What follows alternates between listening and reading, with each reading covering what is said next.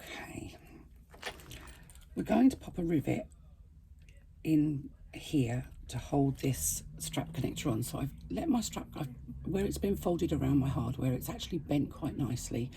And what you want to do is position your wristlet connector wherever you want to position it, really. I mean, I like to put mine sort of, I guess, about 3/4 of an inch away from the top, but it really doesn't matter.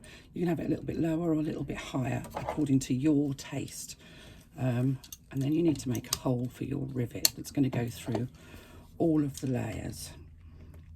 So I haven't given markings for where you're going to put your rivets because it will depend on how thick your faux leather is. So I'm going through all of the layers.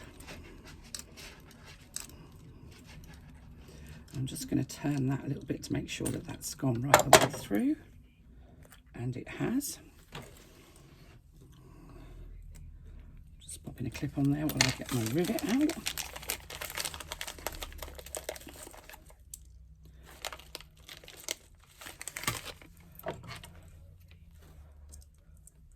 And I'm going to pop my rivet through that hole.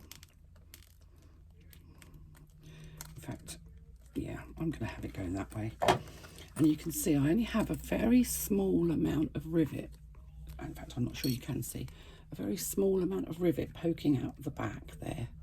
It's just perhaps a millimetre, if that. I'm going to fit the back part of my rivet on and just push them together. Now, sometimes you get an audible click. I haven't had an audible click there. And then I'm going to use my rivet tools to fit that in place, a hammer and rivet setting tools, or you could use your green press or blue press, whichever you have. Now you can put one of these on both sides. You could have it on just one side. It's very much up to you. You could choose not to have it at all if you put the longer ones on the back so that you can wear this on a belt. You don't need the side ones. It's your call. You could have the side ones, you could have two side ones, you can have belt ones. You could put as many as you want on so that you can chop and change how you use this. So that's how I'm going to fit my rivet. I'm not going to fit it into camera simply because my camera will just jump off the table if I do. I'm going to do exactly the same thing on my strap. So I'm just going to move my clips up on my strap. And I'm going to make a hole for my rivet. This is thick faux leather, so this may not have been the wisest move. Just above where my hardware sits. So I'm just going to... I go through and then I twist it a little bit, which makes sure that the hole is actually right the way through.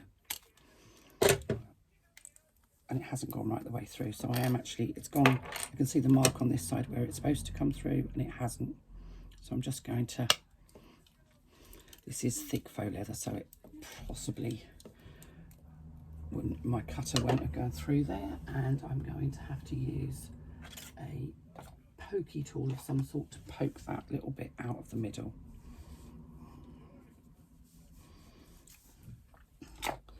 And then again, the same thing will apply. We're going to pop our rivet through one side, through the other side, so that you've got that little tiny bit showing on the back. You're going to take your rivet cap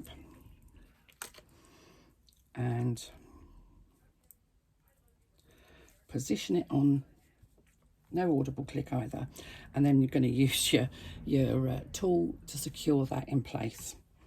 Now, obviously those rivets are not secure yet, but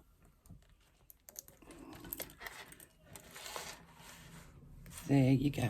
You can see how that's finished. And I think that looks really cool. I love the way that the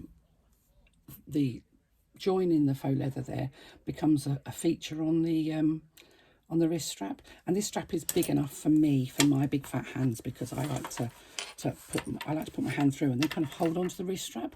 Just having it as a bracelet almost, I find I don't feel very secure with, but if I can keep hold of it like that, that feels more like it's secure to me.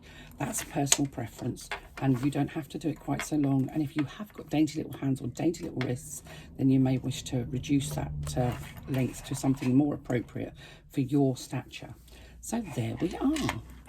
That's how you make your wristlet. Cool, eh? All done. Well done.